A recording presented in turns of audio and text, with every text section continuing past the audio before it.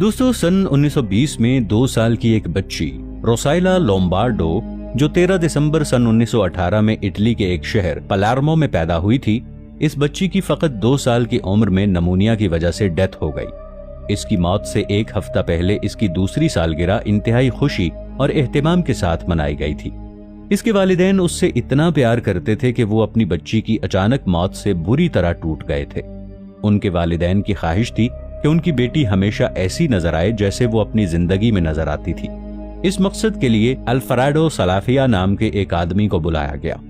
इस शख्स ने एक खुफिया फार्मूले को इस्तेमाल करके रोज़ैला के सारे जिस्म को इस तरह महफूज किया कि आज 100 साल बाद भी उसका जिस्म बिल्कुल महफूज है और उसका चेहरा ऐसे लगता है जैसे वो सो रही हो, और इसी वजह से इसे स्लीपिंग ब्यूटी भी कहा जाता है। हैरान कर देने वाली बात यह है कि इस लड़की का चेहरा हकीकत के इतना करीब है कि ये कभी कभी लोगों को शक होने लगता है कि ये लड़की अपनी आंखें खोलकर लोगों की तरफ देख रही हो। इस लड़की की एक सिक्योरिटी कैमरा फुटेज भी सामने आई है। इस तस्वीर में साफ तौर पर देखा जा सकता है कि इसकी आंखें हल्की हल्की खुल रही हैं। कुछ लोगों का ख्याल है कि ये लड़की पैरानॉर्मल है, मगर रिसर्चर्स के मुताबिक ये नजर का धोखा है। जब रोशनी बच्ची के शीशे वाले ताबूत पर पड़ती है तो ऐसा लगता है जैसे उसकी आंखें खुल रही हैं। अल्फ्रेडो सलाफिया का मुर्दा जिस्म पलार्मो के कैपुचिन कैटाकॉम्ब्स में रखा गया है। लोग आज भी वहां पर इस लड़की के ताबूत को देखने के लिए जाते हैं।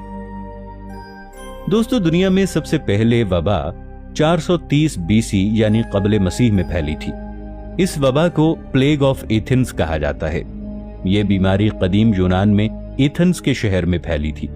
तारीखदानों ने इस पर मुख्तलिफ नजरियात पेश किए हैं। खास तौर पर एक यूनानी तारीखदान जिसका नाम थुसाइडिडेस था, उसने इस बारे में काफी तफसील से लिखा है।